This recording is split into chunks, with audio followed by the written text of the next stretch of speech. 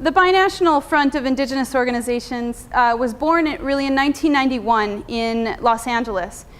Today we have offices in California, in Baja California, which is in the northwestern part of Mexico, and also in Oaxaca. And really what we fight for is the defense of labor rights, defense of migrants in many senses, and for just migratory reform. Well, good evening. Thank you all for coming tonight. We're so pleased to have you with us. My name's Beth Poteet. I'm the Northwest organizer for Witness for Peace.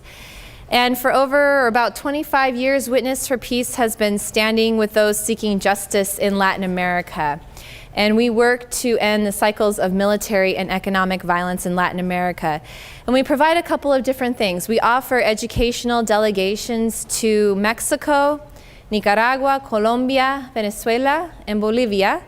And these are trips of about a week to 2 weeks at a time that give people from the U.S. a perspective of what it's really like to live on the ground in these countries and to be in solidarity with people who are struggling for economic, cultural, environmental, and political justice. And so those trips are offered continuously throughout the year. We have some information on one of the tables when you walked in that has a schedule on it. Also, we provide informational updates about what's happening in Latin America and ways that U.S. citizens can take action to really work for a more just and humane U.S. foreign policy towards Latin America. So I'm going to pass around these clipboards.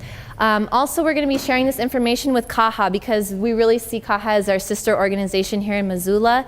We work very closely with them. So if you'd like to sign up for Witness for Peace and CAJA, please do so on these clipboards.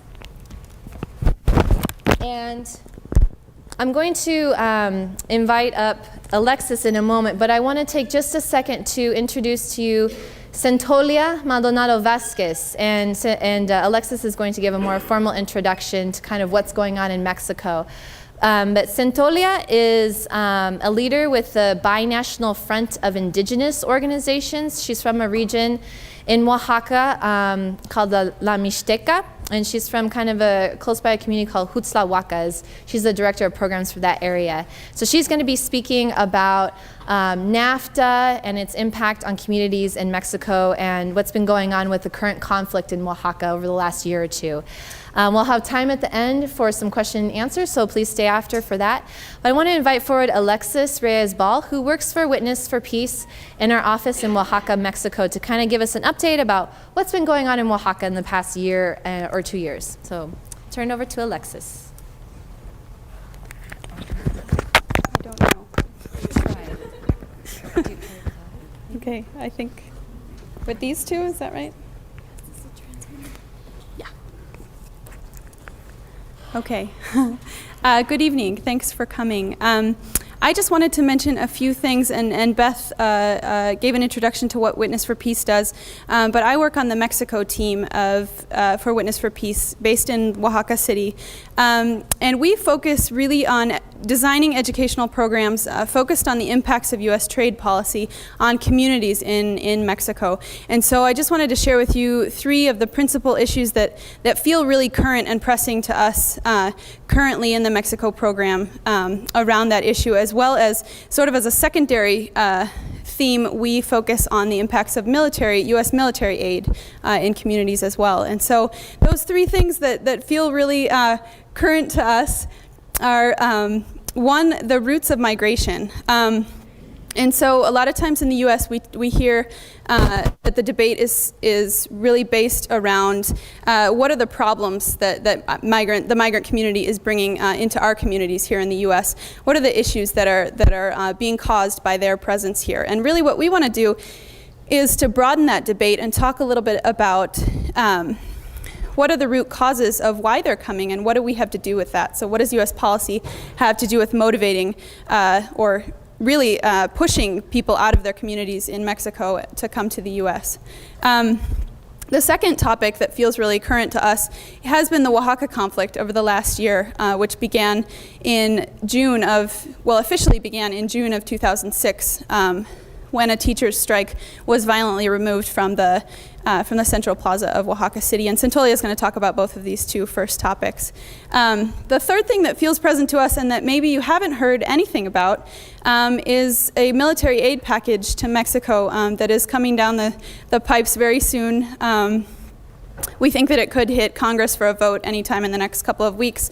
And it's called Plan Mexico, and it could be up to $1 billion aid package to aid the drug war in Mexico right now. So that's very concerning for several reasons. For our background in fighting a supply-side drug war, as well as primarily using those funds to train police and military officials who've been implicated in human rights abuses, particularly in the Oaxaca conflict over the last year, as well as other times. So those are the three things I want to mention so that people can keep their eyes out for those issues. And without further ado, really, Centolia is going to talk in depth about her personal experience and the experience of communities in her region. So, Centolia, si puedes venir a dar tu ponencia.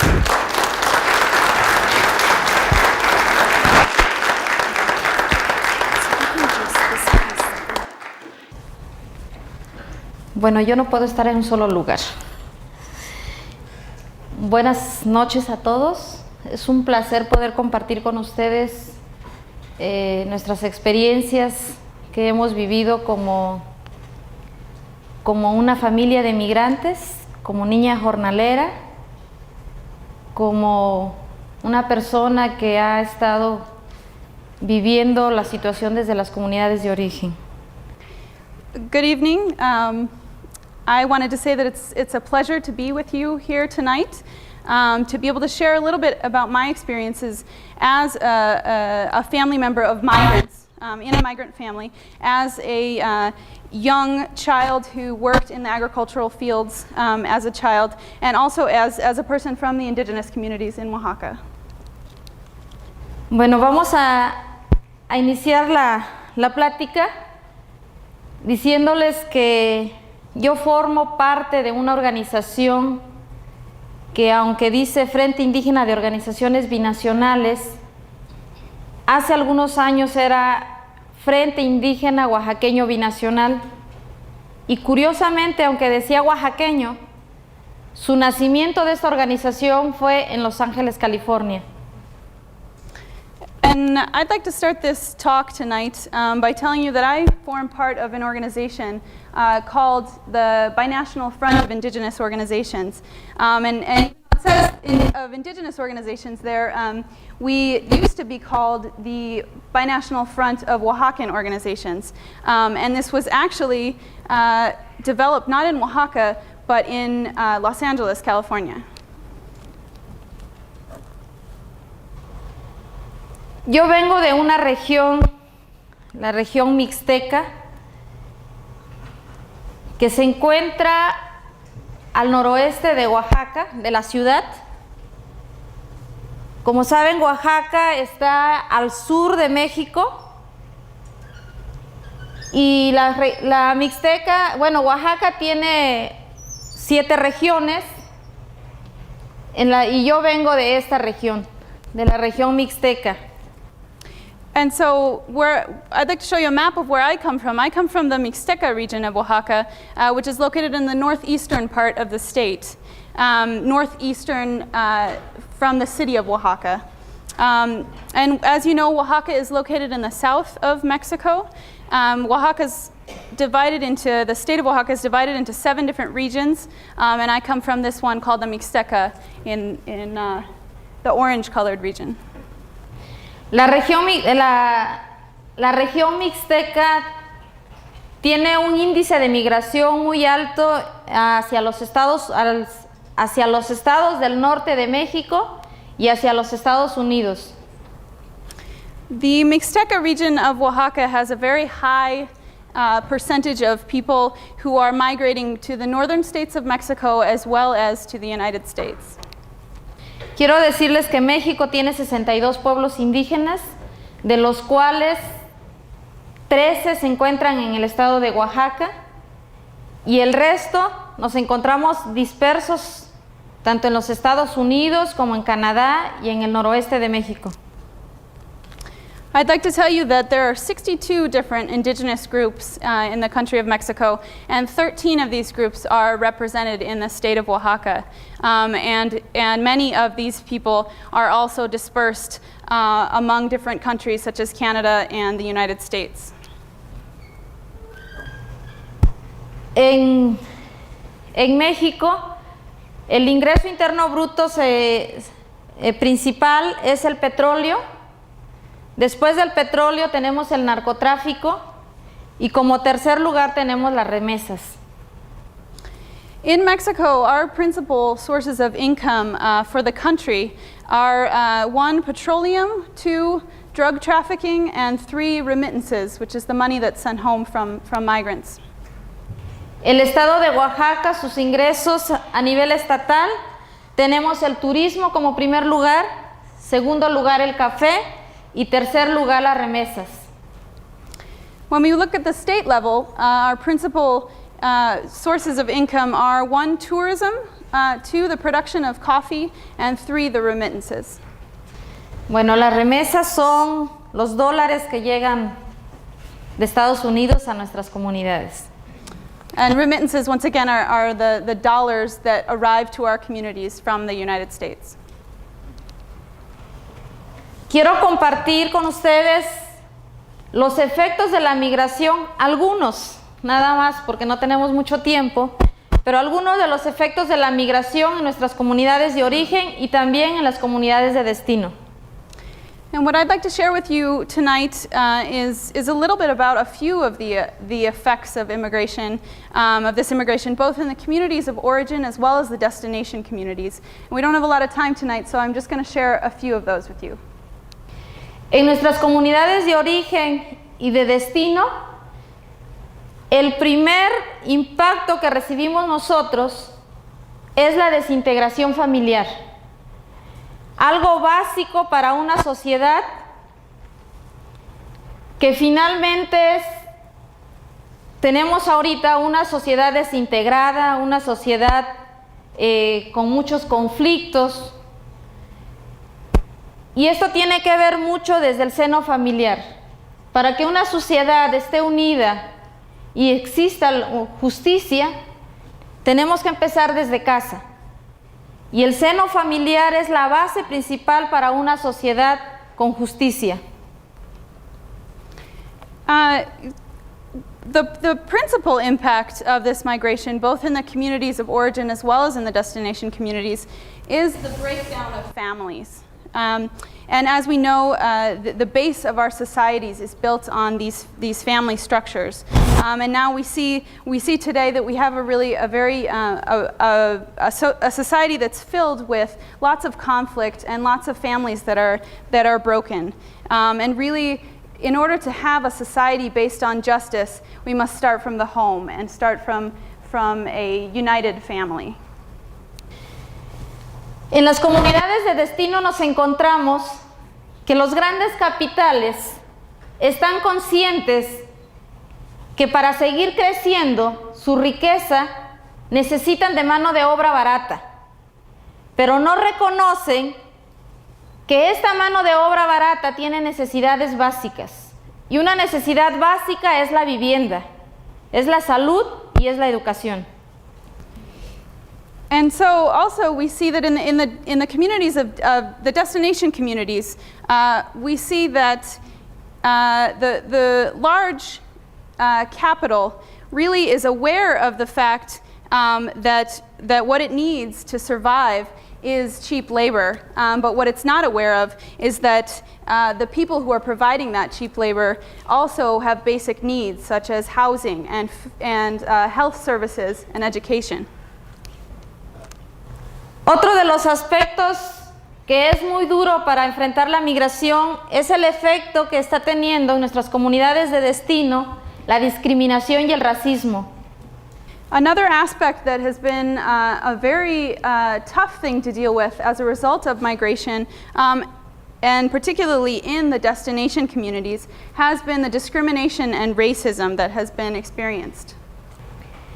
La discriminación y racismo se entiende desde el momento en que los trabajadores agrícolas en el campo no tienen sanitarios, no tienen agua limpia y además son tratados desde el momento en que se les están dando los trabajos más pesados en los campos agrícolas y sobre todo cuando hay niños y hay mujeres embarazadas y se está trabajando en los campos agrícolas usando agroquímicos que dañan la salud y las empresas no les informan los efectos que puede tener el uso de estos agroquímicos. Y nosotros como migrantes y trabajadores estamos viviendo esto. Es una forma de decir también que no tenemos valor. Aparte de vivir en condiciones como lo vive la mayoría de mis paisanos en San Diego, que viven en los montes, abajo de los árboles, por los ríos, porque no tienen el acceso a la vivienda. Esa es una forma también de discriminar y de decirnos que no valemos como personas. And we're seeing this discrimination and racism manifest itself from the moment that the workers begin to work in the agricultural fields, from the moment that they are put in conditions where there are not adequate bathroom facilities, where there is not clean water for them to have access to while they're working. And this is all during a period of time where they're working some of the toughest jobs that exist. And these are children, these are pregnant women who are working in the fields. And they're working under the use of a lot of agricultural chemicals as well that have really, can have some really severe consequences in their health. And these are chemicals that are being used without the companies doing adequate education about the possible impacts of them. And it's really another way for these companies to say that these workers are valueless and really are disposable in some ways. They also, we've seen that a lot of our migrant brothers and sisters live in conditions that are not dignified. They live in along the hillsides, they live under bridges, they live near rivers, in not adequate housing. And so this is really a manifestation of this discrimination and racism as well. Otro de los impactos de la migración en nuestras comunidades es la pérdida de la cultura. Como consecuencia del racismo y la discriminación, para nosotros, en muchas ocasiones, cuando aún no hemos comprendido lo que está pasando con la migración, es mejor decir que no soy indígena porque no quiero enfrentarme al ser rechazado por hablar una lengua distinta a la que todo mundo habla, como es el inglés y el español. Entonces, muchas personas prefieren negar su identidad y eso está provocando la pérdida de nuestra cultura en nuestras comunidades de origen. Another impact that we're seeing, particularly in the communities of origin of these migrants, is the loss of some of our cultural traditions. And this is really a consequence, goes back to the racism and discrimination that they're facing in their communities of destination, where in many cases, rather than wanting to experience that discrimination because they are indigenous, they hide the fact that they're indigenous and try not to speak in their native tongues because they know that will cause more discrimination and rejection. And so really they prefer to deny their cultural roots, and this comes back to affect the communities of origin as well. Otro de los efectos en las comunidades de destino es la violación a los derechos colectivos e individuales, y esto se da al desconocimiento de las leyes. Another effect that we see in the destination communities of these migrants is that there is a violation of collective and individual rights, and this is primarily due to the lack of knowledge about local laws. Por ejemplo, en el 2006, nosotros en nuestras oficinas de Cuxtlahuaca tuvimos muchos casos de jóvenes de entre 15 y 20 años que estuvieron en la cárcel por delitos menores. For example, in the year 2006, in our offices in Huxlahuaca, Oaxaca, we encountered a lot of cases of youth who had been put in jail, many who were between the ages of 15 and 20. Un ejemplo, un joven estaba tomado y como los departamentos en donde él vive casi todos son iguales, él tenía 3 días de haber llegado a California y quiso ir al departamento donde estaba viviendo, pero él se confundió y tocó otra puerta, le abre una mujer y esta mujer lo acusa de intento de violación. Just to give an example of this, we had a case where one young person who went out drinking one night and came back to his apartment, many of which looked very similar. He had just been in California for 3 days.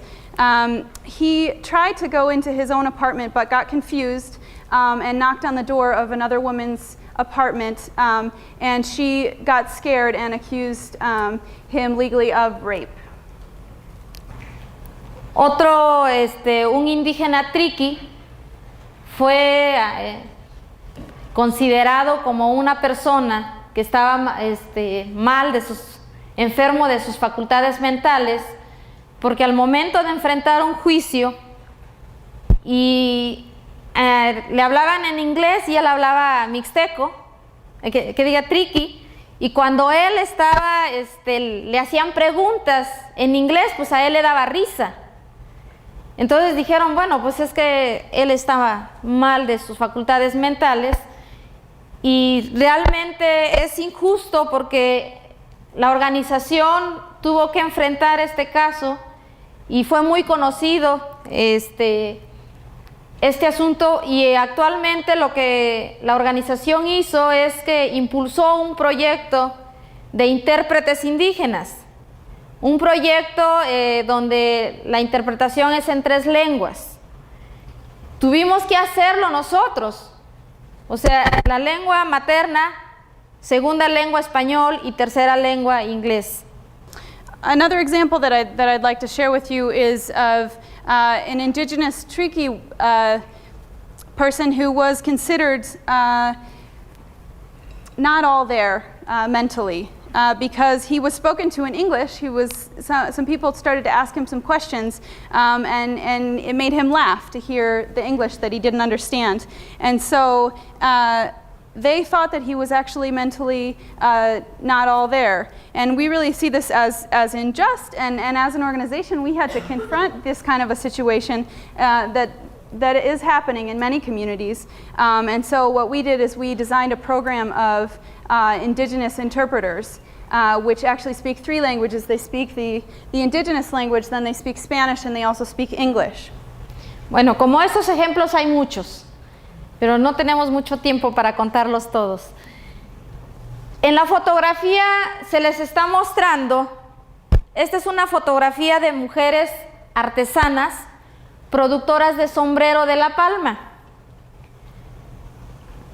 Esta fotografía muestra que la población que está en las comunidades de origen, en su mayoría son mujeres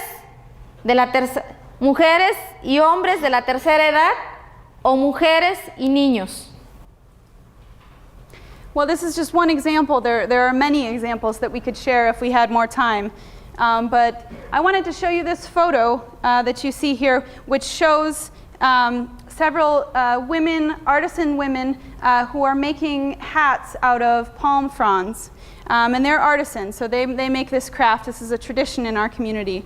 And this photo, what it really shows is the population that's left in our communities after this great after the migration that's been taking place. And so really you see that it's women and men who are elderly, or women and children who are left. En su mayoría las personas de la tercera edad en las comunidades de Oaxaca están solas. Son muy pocas aquellas que vive alguien con ellas para cuidarlas, porque los hijos, los nietos, muchas veces los bisnietos, están viviendo ahorita en los Estados Unidos, y lo que ellos hacen es mandar dólares. pero los dólares por sí solos no dan la calidez humana que se necesita para darle a una persona de la tercera edad. Los dólares no la llevan solos al médico. Se necesita de personas que estén motivando y de alguna manera atendiendo a nuestros padres que nos cuidaron de niños. En la edad más productiva del ser humano y del inmigrante, la edad productiva se queda en los campos agrícolas, en las fábricas, en las grandes empresas. Pero ¿qué pasa después de que una persona ya no puede trabajar? Nos las mandan a Oaxaca y que se cuiden como puedan.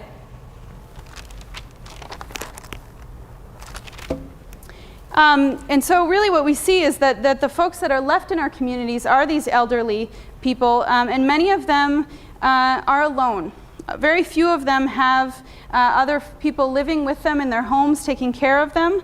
Many of their children, their grandchildren, are in the US now, and they maybe send dollars, but dollars don't take care of a person. They don't take somebody to the doctor. They don't give the kind of affection and motivation to continue on that a person does when they're in the house. And so what we see is really that a lot of these people also were migrants, and they left the best years of their life, the most productive years of their lives, in the agricultural fields or in the factories where they migrated to. And what happens is that when they can no longer work, they're sent back to the communities, and it's the community's responsibility to take care of these folks. Hacer sombreros para estas mujeres es hacer sombreros porque es la costumbre, no porque sea rentable hacer sombreros o porque los podamos vender a un buen precio. Realmente el pago de un sombrero de los que ellas están haciendo en nuestra región no vale ni la 10ª parte de $1. And really, the women you see making these artisan crafts, the reason they're doing it is more out of custom and more out of tradition, really than that they can still sell these at a good price. One of these hats now in the community isn't even worth 10 cents. Es necesario para que un sombrero salga al mercado hacer una inversión para comprar una máquina que se llama planchadora, que es la que termina la forma del sombrero, y luego sacarla en el mercado. No hemos logrado salir al mercado con estos sombreros, a pesar de que decían que el Tratado de Libre Comercio era para beneficio también de nuestras comunidades. In order to be able to sell these hats really in the local market, it's necessary to take them and iron them with a special machine that really gives them the final shape that will make them able to be sold and to be able to be sold at a decent price. We really haven't been able to start exporting or taking these products out of our local community to sell. And what we've seen really is that agreements such as the North American Free Trade Agreement, even though it's said that it was supposed to benefit our communities as well, we have not seen those benefits.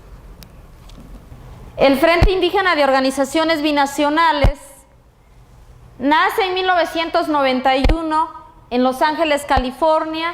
Actualmente está en el estado de California, tiene sus oficinas. También en Baja California, que es en el noroeste de México, también tenemos nuestras oficinas y estamos luchando por la defensa de los derechos laborales, estamos luchando por la defensa de los migrantes y sobre todo estamos luchando por leyes justas, leyes migratorias justas a favor de nuestras familias. The Binational Front of Indigenous Organizations was born really in 1991 in Los Angeles. Today we have offices in Los Angeles, California, or in California, in Baja California, which is in the northwestern part of Mexico, and also in Oaxaca. And really what we fight for is the defense of labor rights defense of migrants in many senses, and for just migratory reform. Estamos también en Oaxaca, básicamente estamos trabajando en la región mixteca y en valles centrales, igual dando una lucha por la defensa de nuestros derechos humanos y sobre todo estamos luchando para crear un espacio de economía solidaria basándonos de nuestros conocimientos, basándonos de nuestros recursos naturales y estamos buscando la forma de vincular lo que es el mercado de nostalgia, de encontrar un mercado solidario, buscando el mercado justo y sobre todo buscando una responsabilidad en el consumo y la producción en relación a nuestra naturaleza. And so in Oaxaca, we work principally in the Mixteca region as well as in the Central Valleys region.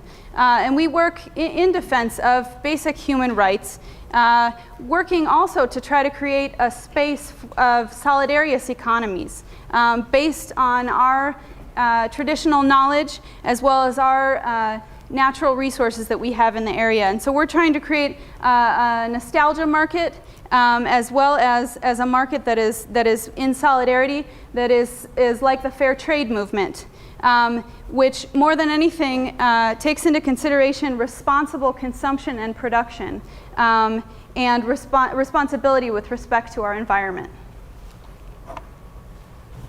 Nos hemos preguntado por mucho tiempo, ¿por qué hay tanta migración? Y yo les puedo asegurar, y casi les garantizo, que no es una decisión de nosotros. No nos salimos de nuestras comunidades por gusto, ni nos salimos de nuestras comunidades porque queremos conocer, ni nos salimos de nuestras comunidades porque vamos a ver qué pasa en el otro lado. Nos estamos saliendo de nuestras comunidades y cada día somos más. Empezaron saliendo los varones, la cabeza de familia. Luego le siguieron los hijos de 13 años en adelante. Hoy en día se están viniendo las mujeres. No importa el color, no importa de dónde. El chiste es que nos estamos viniendo a Estados Unidos a trabajar. Estamos aceptando una esclavitud moderna porque no tenemos otra salida. And so for many years we've asked ourselves, why is there so much migration from our communities? And I can guarantee to you all that it's not, that we're not leaving our communities to get to know the world, to go traveling, because we want to leave. We're seeing that every day more and more people are having to leave. And this started years ago with just the men leaving from the communities, the head of the household leaving. And then we saw that children from the ages of 13 and older started leaving. Now we say that women are also leaving. It doesn't really matter what color you are or where you're from. Many people, almost everyone has been forced to leave and to come to the U.S. in order to be able to work. Basically, we see it as a modern form of slavery. La baja o nula producción en el campo, la falta de alimentos en nuestras comunidades. Hasta hace unos años, en nuestras comunidades teníamos para comer. En nuestras comunidades teníamos la milpa. La milpa es el cultivo del maíz y junto con el maíz va el frijol, la calabaza y los quelites, lo que para ustedes son las verduras. And really, the reasons that we're seeing for migration are one, the very low amount of production in the communities and the lack of basic food staples that used to be produced in the communities years ago, which were based on the cornfield, which is corn, but it's also mixed with a type of squash and beans as well, and also some little vegetables or herbs that are called quelites. Alguien nos engañó y nos dijo, si le pones fertilizante químico y usas pesticidas para las plagas del cultivo del maíz, vas a tener más producción. La verdad, se lo creímos. Y empezamos a usar fertilizantes químicos, empezamos a utilizar agroquímicos, el veneno, pues. Pero nunca nos dijeron que con el paso del tiempo nuestra tierra dependería de esos productos y que para eso, para usarlos, necesitábamos más dinero. And somebody came to us years ago and they tricked us. They told us that if we were to use chemical fertilizers and chemical pesticides, that our corn would grow more plentiful. And we believed them, and we started to use these chemicals on our corn. Really, what we were using was venom. They never told us that with the passage of time, that our lands would become dependent on these products. And that really what was going to happen is we were going to have to continue to invest more and more money to be able to buy these products to put on our crops. Hoy día la falta de empleo es cada día más grande, no tenemos el suficiente alimento para comer y le hemos comprado el maíz a Estados Unidos, el maíz que en Estados Unidos sirve para los cerdos.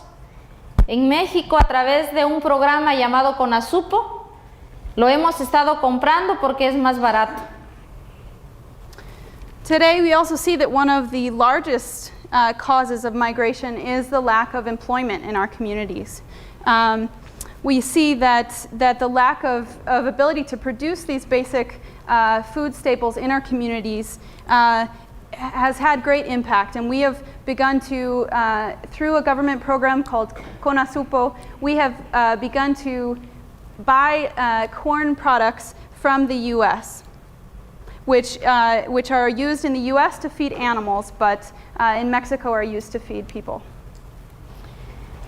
En la fotografía se ve la muestra que ya nos dimos cuenta que estamos jodidos porque ya no tenemos que comer. Y si nos dejamos, vamos a estar peor. Estamos tomando acciones, pero son hasta cierto punto a nivel regional. Estamos intentando recuperar nuestra tierra. Nuestra tierra está drogada, está dañada. Necesitamos ponerla en terapia. Le tenemos que dar medicina. Y una de esas medicinas es precisamente recuperar nuestras técnicas tradicionales. Hace muchos años nosotros no necesitábamos de ponerle nada a la tierra. La naturaleza no es tonta. La naturaleza en sí tiene todos los nutrientes, solo que nos engañaron y ahora estamos pagando las consecuencias. La fotografía muestra que es uno de los talleres donde estamos diciendo, bueno, ¿qué está pasando? ¿Qué vamos a hacer? Y estamos tomando acciones, y una acción es el organizarnos y la otra es hacer la campaña que se llama Sin Maíz No Hay País. Es una campaña que estamos haciendo en México. And so this photo shows you a little bit about our analysis of the situation. We've seen that without being able to produce what we need to eat, we're basically screwed. And so what we've decided to do is to start to take actions at a regional level, really, to start to recuperate some of our lands that have been damaged and really that need a source of therapy at this point. And one of those therapies or medicines that we can give it are to recuperate some of to take back some of those traditional techniques of farming and agriculture that we used to have. Nature's not stupid. We didn't used to need these chemicals. Nature knows what it is that the lands need, and so to try to start to recuperate some of those things. And so in that picture you saw one of the workshops that we did in order to be able to start to take back some of those lands. In addition to those local actions, we're also part of a campaign that is called Without Corn, there is no Mexico. Vamos a hacer una pequeña comparación de algo tan novedoso y que para los grandes capitales era una gran esperanza y sigue siendo el Tratado de Libre Comercio de Norteamérica. And what we're going to do now is we're going to do a little comparison of something that for large capital was a great hope and continues to be for their benefit, which is the North American Free Trade Agreement. Antes del Tratado de Libre Comercio, ya se los compartí hace rato, había suficientes alimentos para autoconsumo. Para comer, por lo menos, teníamos garantizado en nuestras comunidades. Before NAFTA, and this is what I was mentioning before, we were able to produce in the communities a sufficient amount of basic food staples in order to guarantee the sustenance of local families. El Tratado de Libre Comercio para nosotros es una amenaza para nuestra soberanía alimentaria. Para algo tan básico para el ser humano, en México es una amenaza porque actualmente estamos perdiendo nuestros alimentos básicos en primer lugar y la pérdida de nuestras semillas criollas a través de la introducción de los transgénicos. NAFTA really has presented a lot of very large threats for us, for our communities, and threats against our food security in these communities. What we've seen is that we're starting to lose our native seeds, and we're also starting to lose this self-sufficiency that we used to have with the arrival of genetically modified seeds. Otro de los aspectos es la tierra. La tierra estaba segura antes del Tratado de Libre Comercio, porque la tierra se le daba uso en base a los acuerdos de ejidatarios, estaba en manos de la comunidad decía cuál era el uso, la comunidad producía para la propia comunidad y había un trabajo unido, la comunidad era más unida en aquel entonces. Another aspect is the land, which used to be much more secure before the passage of NAFTA. Its distribution and use was determined by local authorities and agreed upon by all landholders in the area. And we used to be a lot more united around the use of this land, and the community used to produce and make sure that there was enough for the families that lived there. Después del Tratado de Libre Comercio, el gobierno de México hizo un cambio a la ley. El artículo 27 fue reformado y dice que la tierra se puede vender. In preparation for the passage of NAFTA, the Mexican government changed the Article 27 of our Constitution that then allowed our lands to be able to be bought and sold. ¿Y cómo no voy a vender la tierra si no produce y además tengo hambre? ¿Qué es lo que ocasionó esto? Aumentó la migración y si ustedes investigan, hay muchos conflictos agrarios en México. Hay pleitos entre pueblos indígenas, pero no son pleitos que se han generado así nada más porque somos peleoneros o porque nos gusta pelear. Son pleitos o son conflictos agrarios que se han dado porque han sido provocados por la tenencia de la tierra. And really, how am I not supposed to sell my lands if they no longer produce well, and if I'm hungry? And so what we've seen as a result of this is that migration has gone through the roof. And if you also do some investigations about the rural areas in Mexico, you'll see that there's a lot more conflicts over the land, particularly in these indigenous communities where we used to be united. And this is not because we like to fight or we have a tradition of not getting along. It's because it's been provoked by this change in the use and distribution and control over these lands and the ability to sell them. Muchas de estas tierras están siendo vendidas a las transnacionales. Y para nosotros, esto es la nueva conquista. Después de 515 años de resistencia de los pueblos indígenas, aún nos siguen conquistando. Actualmente, a través del Plan Puebla-Panamá, un megaproyecto que dicen que va a solucionarle la vida a Centroamérica, se está dando en la región del Istmo. Existen empresas en la región del Istmo. Hay un proyecto de generación de energía eléctrica en esta zona que colinda con Guatemala. Existe un programa de generación de luz eléctrica que es a través del viento.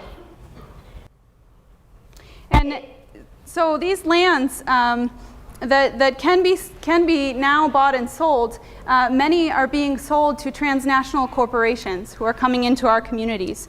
And we see this as the new conquest. After 515 years of resistance of the indigenous peoples, they continue to come to conquest. And this we can see also through a mega project called the Plan Puebla-Panamá, which has said it's going to solve all of the problems and connect us with South America. And so you see in the region, in the Isthmus region of Oaxaca, which has a border with Chiapas. There's a big project that's being put into use there, which is an electricity generating program, particularly through the use of wind energy. El Plan Puebla-Panamá para nosotros significa la nueva invasión española. Ahí tenemos empresas como lo son Iberdrola, Endesa y Unión Fenosa. Estas tres empresas están en el Istmo y para nosotros ese es un programa que lo reducimos en dos palabras: despojo de tierras, saqueo y despojo de nuestras tierras. And so the Plan Puebla-Panamá really signifies for us the new Spanish invasion. What we're seeing is that there's three primary transnational companies that have moved into this Isthmus region. They're called Iberdrola, Endesa, and Unión Fenosa, which are companies that are part of this program. And really what this program means to us is the extraction of resources and being driven off our lands. Pero eso no es todo. La intromisión de las semillas transgénicas, sobre todo el del maíz, amenaza aún más al pueblo mexicano, porque si nosotros perdemos nuestras semillas criollas, no tenemos garantizada la producción del maíz por generaciones. Estaríamos condenados a comprar las semillas a la empresa que tiene la patente del transgénico. Nuestras semillas criollas se pueden ir sembrando y cada vez que cosechamos tenemos semilla. Pero si las perdemos, vamos a tener que comprarle a Monsanto y a todas esas empresas que nos llevan insumos y que nos vamos a producir más. Para nosotros es un plan diabólico porque están atentando con lo básico, nuestra soberanía alimentaria. And so what we've seen is that the arrival of these genetically modified seeds, particularly corn seeds, has been a tremendous threat to the Mexican people. And more than that, we're worried that we're going to lose these native seeds and that we are no longer going to produce food for our communities, and we're going to be sentenced to buy seeds from large companies such as Monsanto, which don't produce each year such as our native seeds do. And so we see this as an evil plan that really is going to result in the loss of our food security. Antes del Tratado de Libre Comercio había suficiente agua y estaba limpia. La podíamos ir a traer a los pozos y llevarla a la casa y tomar de ella. Y no nos hacía daño. Nunca nos hizo daño esa agua. Hoy día llega hasta nuestras mesas refrescos. El aumento de consumo de refresco está en un 85%. Y también el agua nos las venden en botellita. Un agua que se llama Ciel y que dice por ahí Coca-Cola. And so before NAFTA was passed, we also saw that we had sufficient clean water in our communities. We could go to the well and take out water to drink directly from that, and it didn't harm us. Now what we see is that there's less and less water in these communities, and it's contaminated. And really what this has resulted in, as well as the arrival of transnational companies, is that the consumption of soda pop instead of water has gone through the roof. And so we see now that 80 to 85% of the people in this region now drink soda instead of water. They're also selling us water in bottles, which is called Ciel, which is a company subsidiary of Coca-Cola. So they sell us water in bottles labeled Coke. Yo tengo una pregunta. ¿Y de dónde toma tanta agua la empresa Coca-Cola y Pepsi para producir los refrescos? And so I have a question as well. Where do companies such as Coca-Cola and Pepsi get so much water to be able to produce their soda? ¿O estamos comprando nuestra propia agua? ¿Ese es el Tratado de Libre Comercio? So where is it that they get this water? Really what we've seen is that we're buying back our own water. And this is what NAFTA has brought to us. Oaxaca y México y muchos países de Centroamérica no son pobres. Cuando hablamos de pobreza, hablamos de una pobreza económica, una pobreza provocada por un sistema capitalista. Pero somos ricos porque tenemos recursos naturales, tenemos conocimientos, sabemos hacer artesanías, sabemos trabajar el campo con técnicas tradicionales. Estamos pobres económicamente porque así lo ha querido el sistema. In Oaxaca and Mexico and other countries in Central America, we're not poor. When we talk about poverty in these areas, we're talking about economic poverty, because this is a condition that has been provoked by the capitalist system. We have lots of knowledge, we have lots of natural resources, and we know how to make artisans' crafts, we know how to work in the fields. Really, our poverty has been provoked by this system and is what this system demands. La producción a nivel local no se vende. No podemos competir con los bajos precios y las grandes producciones. No podemos competir a nivel local y mucho más a nivel nacional o internacional con los precios y la producción de los grandes capitales. With our local products, we're no longer able to sell these products. We can't compete with the cheap prices. from products that are arriving. So we can't compete even at a local level, much less a national or an international level, because of the presence of these products that are made by large companies. Antes del Tratado de Libre Comercio, el gobierno mexicano controlaba los precios en el mercado. Hoy en día, el control de los precios está en manos de las transnacionales. Before NAFTA was passed, the Mexican government controlled the prices of goods in the market. Now what we're seeing is that transnational companies control these prices.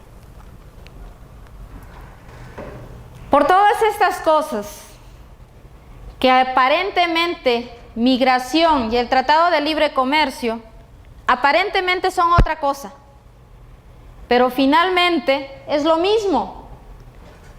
Y luego dice el gobierno de Estados Unidos que para qué vienen los mexicanos, que hay que poner un muro y que más militares y no sé qué tanto. La solución no es esa. La solución está más allá de un muro.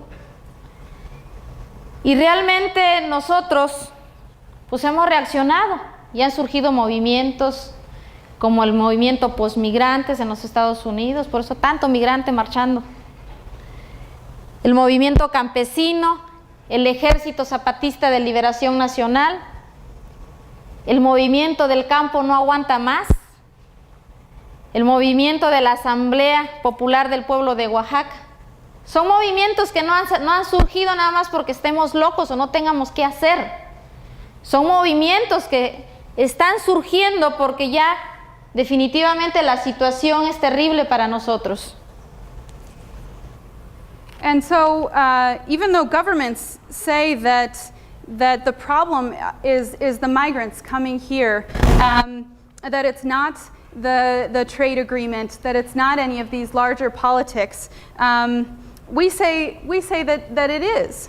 And the government of the United States, by not recognizing this, goes ahead with policies such as putting a wall on the Mexico-U.S. border, sending military troops to the border to try to stop the migrants from coming. And really, this isn't the solution.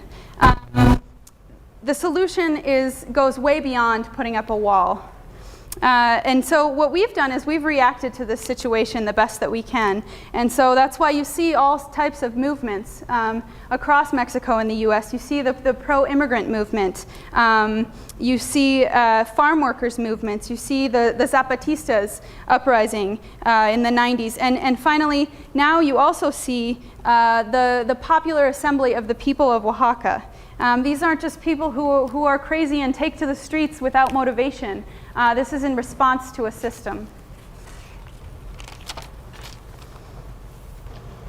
Como habrán visto en las noticias, quizá alguien sabe sobre el movimiento de Oaxaca, que fue algo que hizo mucho escándalo. Las mujeres y hombres del pueblo de Oaxaca nos unimos a la lucha de la sección 22, movimiento magisterial. Este sindicato de trabajadores de la educación estaban luchando, estaban pidiendo el diálogo con el gobierno del estado, porque querían ver el aumento de salario, porque como han de saber que una de los resultados del Tratado de Libre Comercio es que en Oaxaca ahora la vida es cara. Han subido los precios de los productos, pero el salario mínimo se sigue manteniendo el de hace muchos años. And perhaps someone in the audience has seen in the news over the last year the movement that has been started in Oaxaca. El gobierno del estado de Oaxaca, lejos de dialogar, de platicar con este sindicato, su respuesta fue el desalojo con granadas, con policías, con helicópteros, y nunca le importó ni nunca se quiso preguntar si en ese movimiento estaban durmiendo a las 2, 3 de la mañana mujeres embarazadas, profesoras de educación indígena o algunas que llevan a sus hijos a estas manifestaciones porque no tienen quien se los cuide mientras están en el movimiento.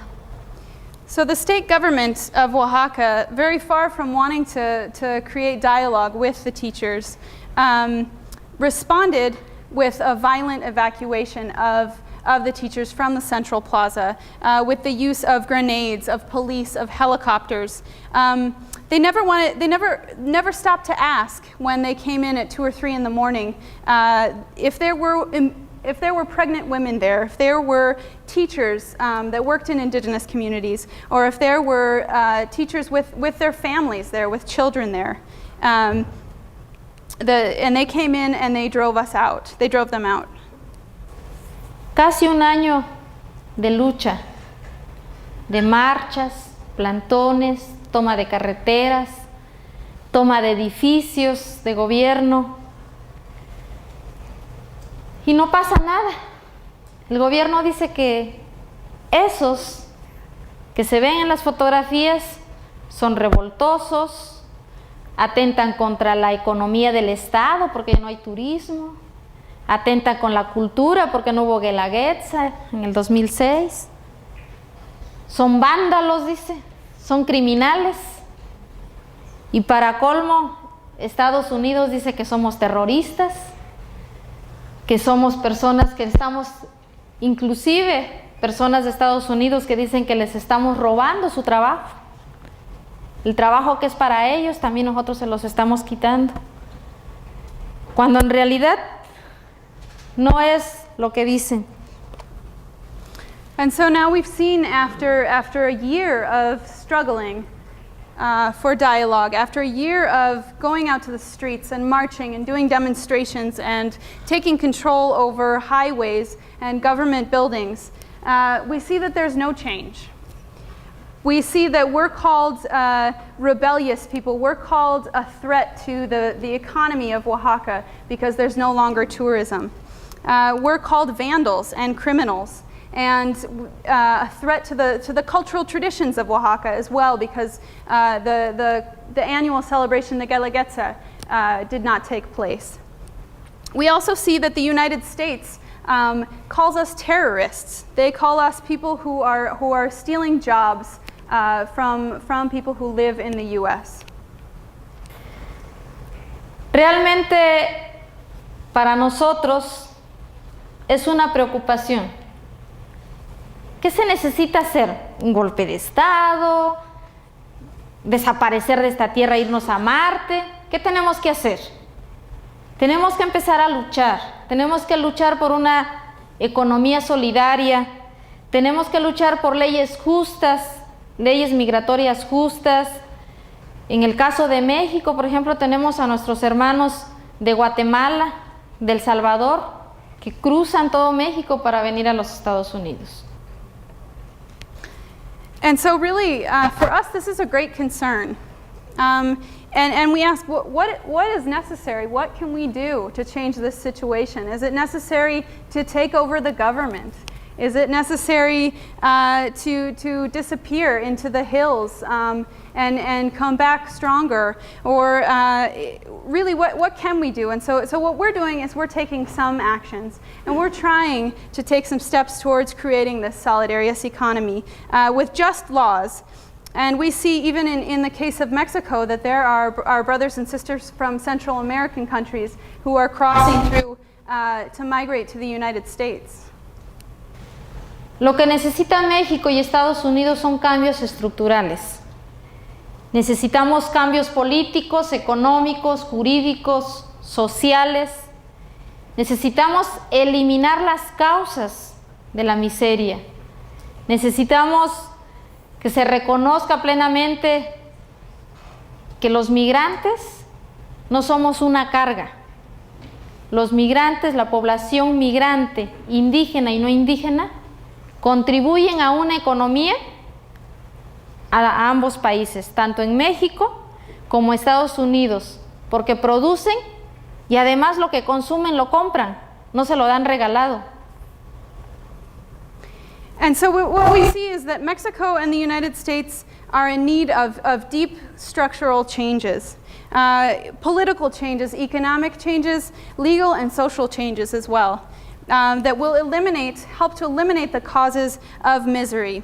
And we also need that, that the United States recognizes that migration, that migrants are not a heavy weight to society. The migrant population and indigenous migrant population contribute to the economies of both countries through production as well as consumption, which the products that we buy as well, that we pay for with the money that we have earned, contributes to the economy.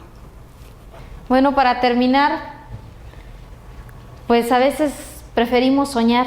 Nos gustaría tener países democráticos, con economías, con justicia, que realmente estos tratados de libre comercio y todos estos otros tratados fueran tratados no viéndonos como consumistas, viéndonos como lo que somos.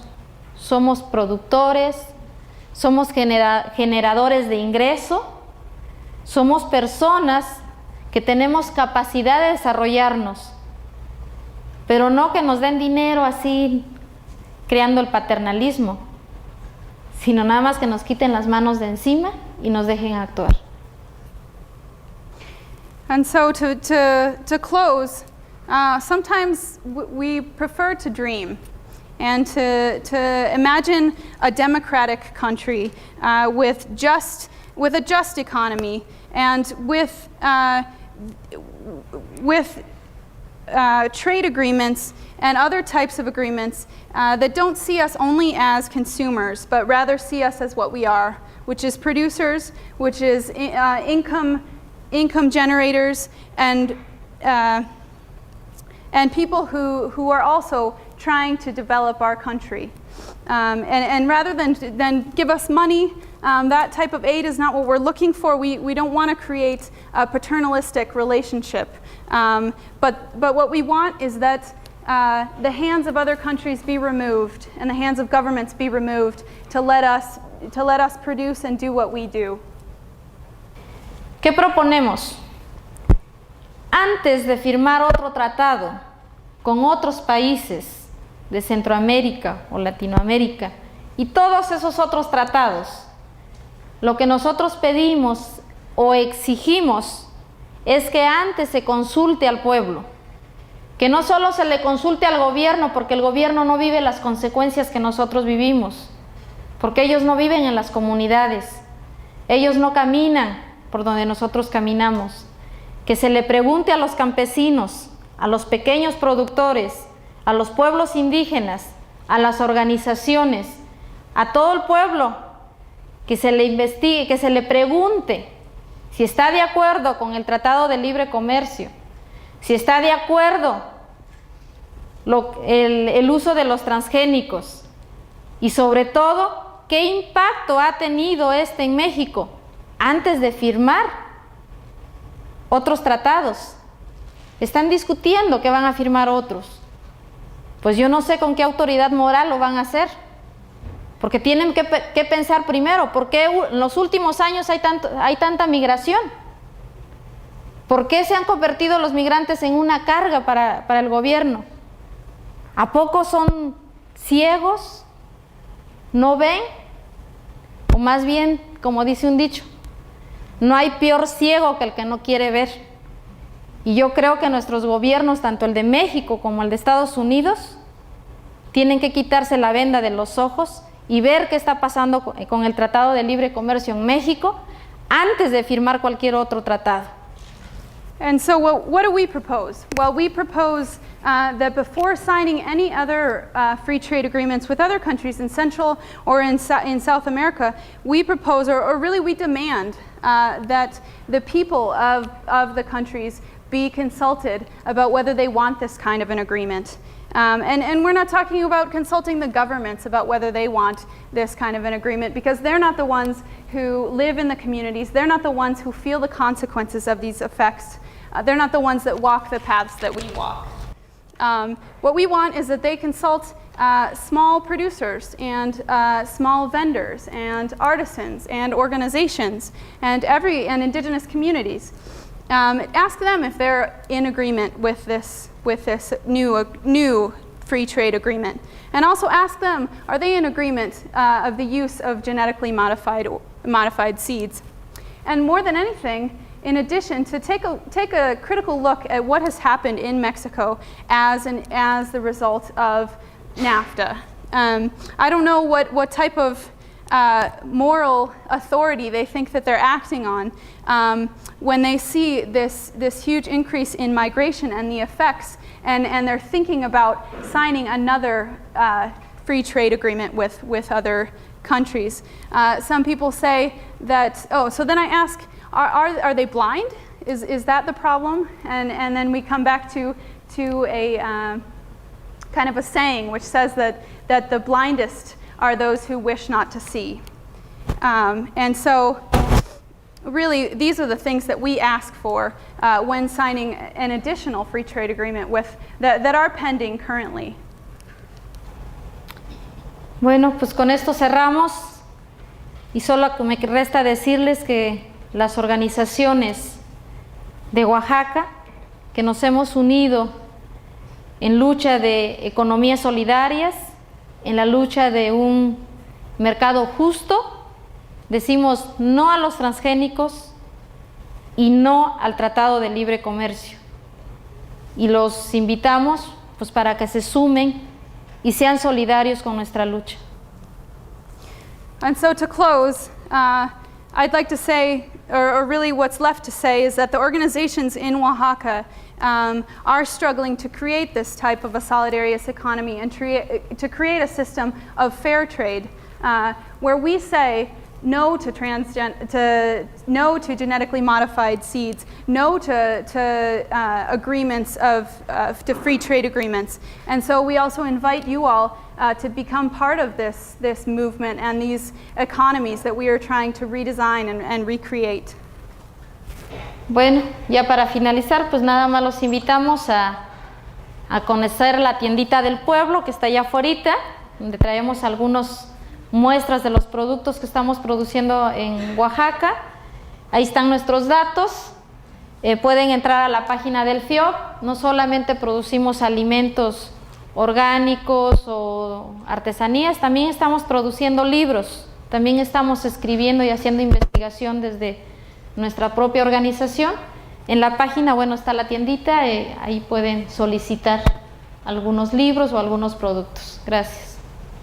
And so to close, I'd like to invite you all to take a look at the little store that we have out in the lobby, which has some of the products that were made in the communities in Oaxaca. Also here you have our contact information. You can take a look at FIOB's website. As in addition to creating organic food products and artisans clothing and other things like that, we also are doing lots of investigations, and we've published books, and so those are available at our website as well. Gracias.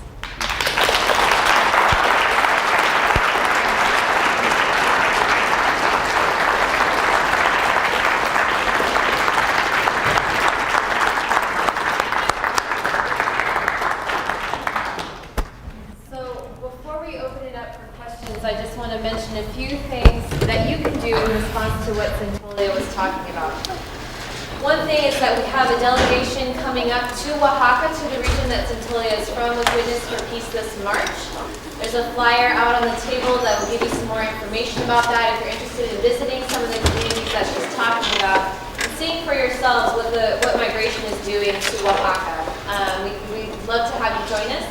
Another thing is that Witness for Peace is really working to bring up this issue of what are the root causes of migration into the immigration debate that's going on right now in Congress. So we have information on the back table about how to host a house party, to invite your friends, family members, colleagues over to talk about these issues amongst yourselves, to do some self-education and awareness raising. And also we just encourage you, when there are letters to the editor in the paper that are talking about immigration, that you would write back and talk about what you've heard tonight. That this issue is not black and white, and that there are reasons and causes for the rising levels of migration to the U.S. from Mexico and Central America. We also encourage you to take action about one of the pending free trade agreements that Centolia kind of referenced. It's the U.S.-Colombia Free Trade Agreement. It comes up for a vote any time in Congress. It's the same style of trade agreement as NAFTA. goods between the U.S. and Colombia. And how many of you have heard a speaker from Colombia? I know there's been a few that have come through Missoula. So you're fairly aware of what's going on. There's been a civil war in Colombia for about 50 years. It's the most dangerous place in the world to be a union leader. 90% of union activists that are killed in the world are murdered in Colombia. And so we've really heard strongly from our Colombian partners that they do not want this free trade agreement. So it's up to us to pressure Congress to make sure that it doesn't happen. So we have some information again on the back table about that if you'd like to take action. And kind of the third thing is that we work really closely with the School of the Americas Watch to close the School of the Americas. How many of you have ever been to the vigil in Fort Benning? 1, 2, 3, 4? Okay, a few. So it's a U.S. Army school that has trained Latin American military officers for the past 40, 50 years. Graduates of the school have been implicated in every major human rights abuse in Latin America over the last few decades. And so the school is located in Fort Benning, Georgia. It's operated by our tax dollars. And every year on the anniversary of the assassination of 6 Jesuit priests, their housekeeper and her daughter, who were murdered by graduates of the school in El Salvador in 1989. Every year on the anniversary of their death, there's a vigil to commemorate their struggle and the struggle of thousands of people in Central America and Latin America for peace and justice. 20,000 people showed up last year. It's an amazing movement. So I have some information again about that if you'd like to get involved. Also, just to remind you that Centolia has brought some fair trade products produced by some of the women in her communities that she has for sale in the back table.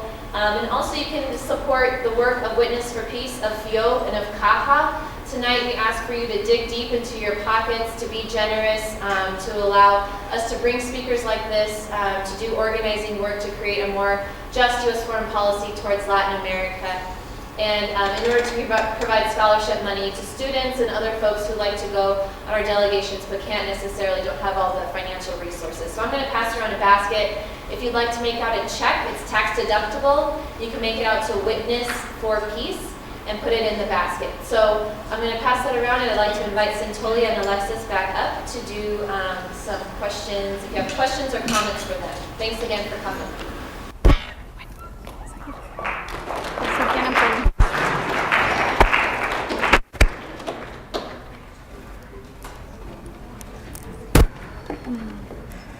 Anybody have a question?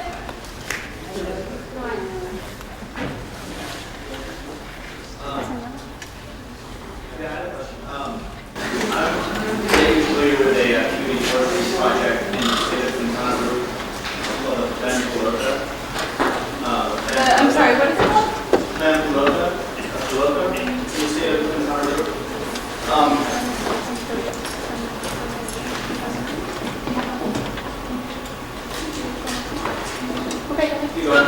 I know they've been fairly successful, at least my understanding they've been fairly successful in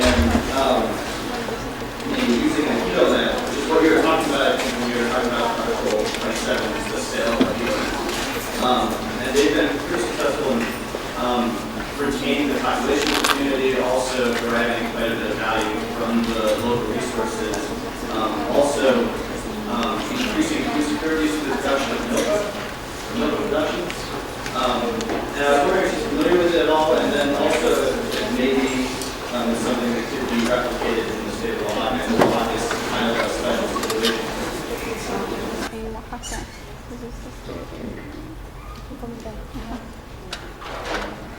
Sí, efectivamente estamos tomando acciones en diferentes comunidades y estados, en donde estamos multiplicando modelos de una economía local solidaria, en la cual, basándonos de nuestros recursos naturales con respeto a la naturaleza, no queremos ser depredadores tampoco con nuestra naturaleza, se están desarrollando algunos proyectos, pero estos proyectos en muchas de las ocasiones no pueden avanzar como esperamos debido a que tenemos un sistema económico que nos obliga de alguna manera, el proceso es mucho más lento y es mucho más complicado para nosotros, pero estamos tomando acciones.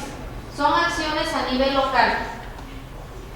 So, yes, We're taking some local actions as well in our communities, deriving from other models that have been successful in other communities in order to develop this solidarious economy based on the natural resources in the community, like you're referring to, and more than anything with respect to the natural resources that are there, to nature in that area. And so we're developing some of these projects, but what we're seeing is that there are still barriers to advancing with these projects because of the economic system that we live under. So it's a slow process, it's a complicated process, but we're taking local action. Lo único que nos queda es cerrar filas en nuestras propias comunidades para lograr éxito con nuestros proyectos. The only thing that is left is to unite ourselves more as a community to be able to have success with these projects. Thank you.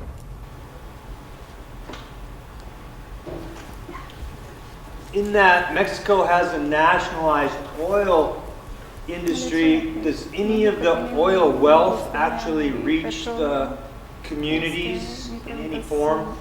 Sí, la riqueza, las ganancias de la riqueza del petróleo llega a las comunidades. Pues esa es la pregunta más bien, ¿dónde se está yendo todo el ingreso del petróleo? Porque lo único que tenemos hoy en día es el aumento de la gasolina, el cual lo único que nos da es el aumento de precios en los productos que consumimos. Well, that gets at an interesting question. Really, another way to ask it would be, where is the money going from the income that's created from that petroleum? And really what we're seeing today, the only effects that it's had on us really has been the increase in gasoline prices, which in turn increases the prices of products that we consume. Casi puedo asegurar que la mayor parte de ese dinero está en el entrenamiento de militares y armas. I can almost for sure say that the majority of this money is being used to train military officers.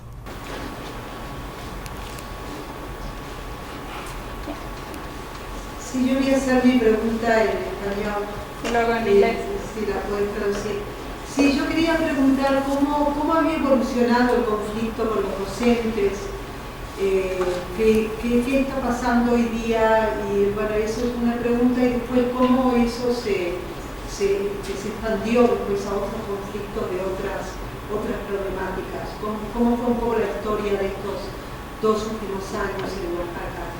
El conflicto El conflicto docente de los maestros, que fue lo que generó lo que empezó, ¿no? Todo el Entonces, conflicto. ¿cómo empezó ese conflicto y cómo Sí, y cómo evolucionó hoy día, cómo se arregló, si ha llegado a algún arreglo con el gobernador, si los docentes todavía están de plantón, ¿qué está pasando hoy día con eso? And so the question is, how did the present conflict in Oaxaca with the teachers sort of evolve? How did it begin and evolve, and what's the current status of it? Are there still protests going on in the streets? Has there been any dialogue with the state government? Have there been any changes? What is the current situation? Realmente la lucha magisterial por mejoras en el sistema educativo, tanto en infraestructura de las escuelas, sobre todo una de las luchas es en la educación indígena. Da pena decirlo, pero en un municipio muy pobre de la región mixteca como Coicoyán de las Flores y San Martín Peras, hay niños que tienen clases al aire libre, y los maestros en su primera lucha ha sido eso, que existan maestros y que existan escuelas. No hay salones en algunas comunidades donde los niños pueden estudiar. And so, with reference to the teachers' struggle, who were really fighting for improvements in educational infrastructure, I want to make the comment that is particularly in indigenous areas, it's embarrassing to say this, but in the Mixteca region, in some of the poorer areas, such as the municipalities of, ¿puedes decir los municipios otra vez? Coicoyán de las Flores y San Martín Pérez. There are children who are going to school who don't even have classrooms to go to school in, so they're sitting outside and having classes. Really, we're seeing that the schools don't even exist in some of these areas. A mí me gustaría compartirles que si ustedes algún día tienen la oportunidad de visitar alguna de las escuelas indígenas, tenemos un solo maestro en una comunidad para atender 6 grupos. I'd also like to say that if any of you were to ever have the chance to visit some of these communities, some of the indigenous schools in these communities, you'd see that there's only one teacher for the community, and they're attending to 6 different groups or 6 different grades, basically, of students. La situación actual del movimiento es que ahorita estamos no estamos en movimiento porque no están las condiciones. Pues quieras o no, tuvimos que hacer un repliegue táctico. So I'd like to say with the current situation as far as the movement is concerned, we're not currently sort of in movement or in the struggle currently doing actions because the conditions don't exist for us to be able to do that right now. So what we've had to do is kind of withdraw a little bit in order to re-strategize. Hay muchas órdenes de aprehensión, encarcelamientos, asesinatos, desaparecidos. No podemos arriesgarnos. Estamos fortaleciendo nuestras bases. What we see today is that there exist a lot of arrest warrants still. There are a lot of people who are still in jail, a lot of people who were killed during the movement, and several who have disappeared. And so at this point, we are not in a position to be able to risk our lives anymore. And so we're in a process of trying to strengthen the base of the movement.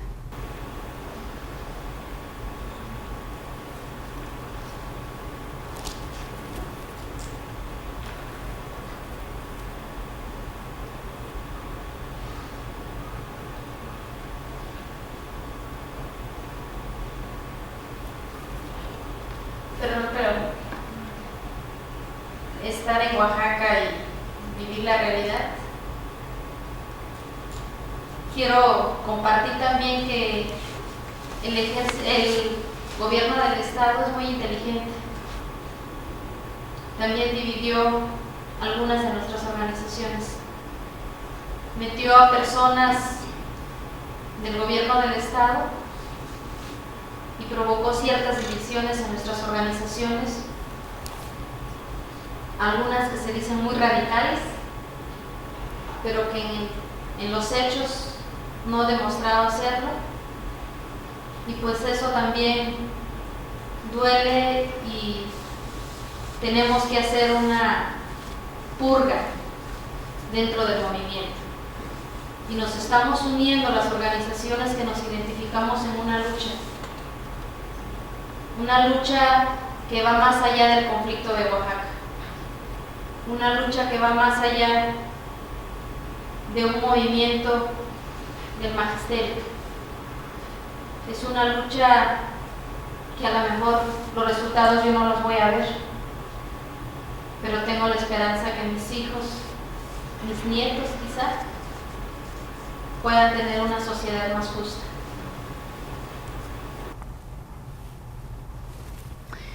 And to share with you a little bit of my experience living in Oaxaca right now, being in Oaxaca and living the reality there. The government is very intelligent, and what it's done, one strategy that it's used is to try to divide some of our organizations. And so they send some of their officials to sort of get involved in these organizations and work to divide them. And so what we've seen is that there's some organizations that we thought or that used to be very radical and haven't shown their regular character. And so this hurts the movement. And what we need to do now is to sort of do a purging of the movement's bases And we need to come together as organizations that identify themselves in the struggle, because this is a conflict that goes much beyond the local conflict that you see in the streets in Oaxaca, much beyond the teachers' movement and struggle. And really, it's a struggle that I may not see the results of, but I hope that my children, or perhaps my grandchildren, can see a more just society as a result. Se dice que nos cortaron nuestros frutos, nos cortaron nuestras ramas, pero nuestras raíces no las podrán cortar jamás. Gracias.